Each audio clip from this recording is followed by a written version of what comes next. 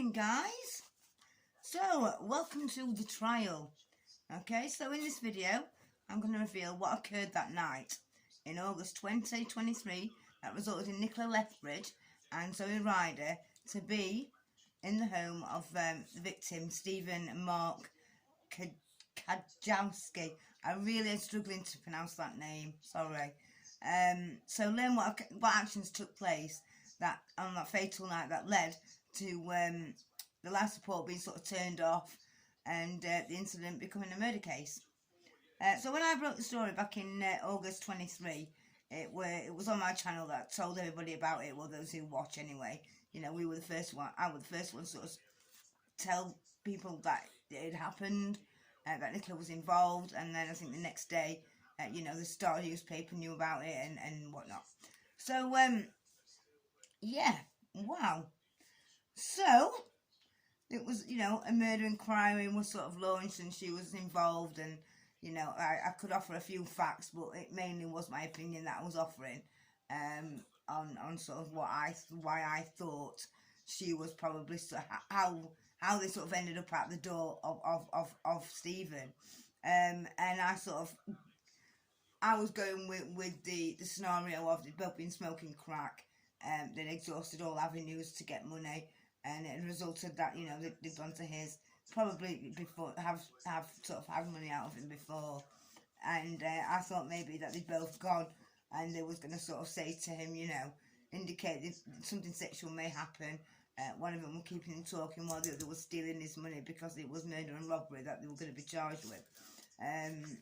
And maybe, you know, Stephen sort of got a little bit of an inkling, like, you know, oh, that was happening basically, and maybe got hold of the one that was keeping him talking, and sort of, you know, he got whacked over the head with the bloody, you know, handbag what Nicola always had a vodka bottle with.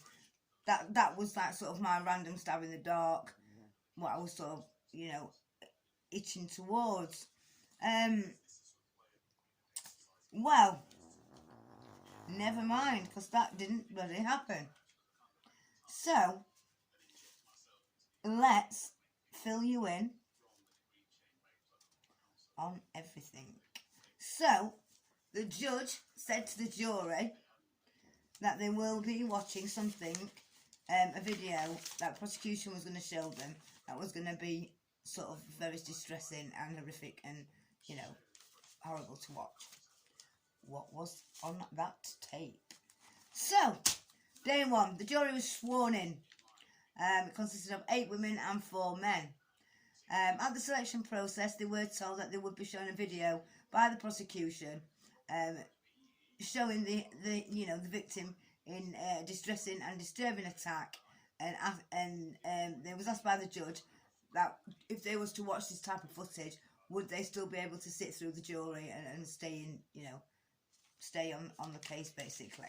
Now the prosecution spoke on day 2 and spoke by Andrew O'Brien. Brian, I think is it. I'm sure that's how he pronounced his name. I'm not sure. Anyway, he opened with, we say that the assault on him was sadistic and traumatic. They said the video they are going to play that was found on one of the women's phones, said to be Nicola's, shows that they acted together and are both to blame for what took place inside the victim's flat. That resulted in a man losing his life, basically, days later. The defence are going to sort of blame, the defence of the women are going to sort of blame each other, basically, for the sadistic attack. But they are going to show that both women sort of are responsible for it. They remained together even after the attack took place. They even went on to sort of order 2 taxis that were called that night. And both women were arrested at Zoe Ryder's flat, and some items from the victim's flat, because apparently he was somebody who sort of collected things, like on the verge of a hoarder with the sound of it, and 4 items of his were found in Zoe's flat at the time of their arrest. So the video, what does it show? Right, well, it showed the victim bleeding from his nose, and his head was all covered in blood, and he was naked from the waist down, okay? And you can hear female voices can be heard saying things like little fucking nons, fucking wrongin', cut his bits off, where's the knife, where's the scissors, little fucking nonce, abusing little girls, own up to it. Now, I do just want to say, and the prosecution did say this as well, that there is no evidence that Stephen was any of the things that they called him. So, I know when I did an update on the channel and told you that it was gonna, you know, that it was gonna start on the 29th, and I did sort of say that's what I'd been told, didn't I? And again, I did say that I you know, don't know how true it was. So I was kind of expecting this, but maybe not in to the extent of what I did hear and listen to and watch. So also on the video is like a conversation, and a female's voice can be heard saying, not even denying it. And then another female voice, wipe your fucking face. Then you hear a male's voice saying, I can't stop bleeding. And a female voice again says, do you think I fucking give a fuck? The doctor who did the post-mortem, Dr. Lum, he found you know, blunt force trauma, which resulted in putting pressure to his brain. He also found him with 2 black eyes, bruising on the face, and also he had bruising on his left hand side, torso, and his chest area consistent with being kicked. Now the timeline of sort of that day for Stephen, and basically each day, including the day of the incident, Stephen did the same thing sort of every day, and August the 9th was no different basically. He went to a cafe, he went to every day, and he would arrive there about lunchtime, as he did every day. He spent the whole day there, meeting and talking to mates, one of which was the cafe owner. Now, without sounding disrespectful, to me it sounds like it's a few tools short of a fucking toolkit, you know. But anyway,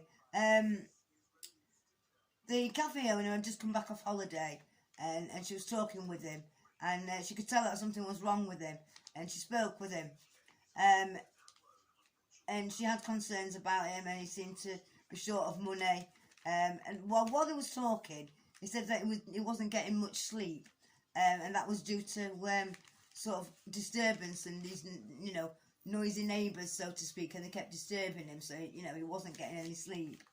The cafe owner offered him £55. He was reluctant to take it at first, but he did end up taking it. He appeared normal. He had no sort of visible injuries while he was in that at the cafe. CCTV caught him on his way home, so, you know, he'd not been attacked on his way home. He was, you know, all normal and everything. And then at 11:28, he pressed the alarm. Now, due to his health conditions, he had sort of one of them alarms that you wear around your neck. And it's an alarm for people who, like I said, health problems, vulnerable, elderly, disabled, that sort of thing. And these also have like a built-in video. And once you press it, it starts recording, and it also goes through to you know, to the office basically. And he says that he's been attacked. He doesn't want the police, but he does want an ambulance. And then you can hear female voices sort of having a conversation in the background. So he pressed that and asked for, like I say, for the ambulance. It came at 11:38, and it came to his flat, but they couldn't gain entry due to the door was locked, and with his injuries, it made it so he couldn't get to the door. So eventually, they gained entry 12:06 when the fire brigade came, and they obviously smashed the door down. He was taken to hospital with unreversible, whatever the word, unsurvivable head injuries, and he was placed on life support, which was eventually turned off, and he died officially on the 11th of August. While the ambulance was there, Nicola had ordered 2 taxis in the space of 15 minutes and requested to go to an address and back, so like a wait and return, but had no money, and that she would be picking up some money from the address that she'd given, you know, their destination, and then she would obviously be able to pay. Now the first taxi did turned up. I saw all the commotion and everything, and decided he didn't want to stop, couldn't be bothered. So a second one was called, where she was seen getting into a taxi with a male. When she was arrested and at the cop shop, she said to the police and the people present during her interview that it was Zoe who was responsible for the attack, and that Nicola had tried to leave, yet this Zoe had dragged her back by her hair and sort of threatened her and made her sort of participate in the attack. And Nicola half-heartedly kicked him, not hard, you know, so it couldn't possibly be her who'd sort of, you know, resulted in him sort of, you know, dying basically.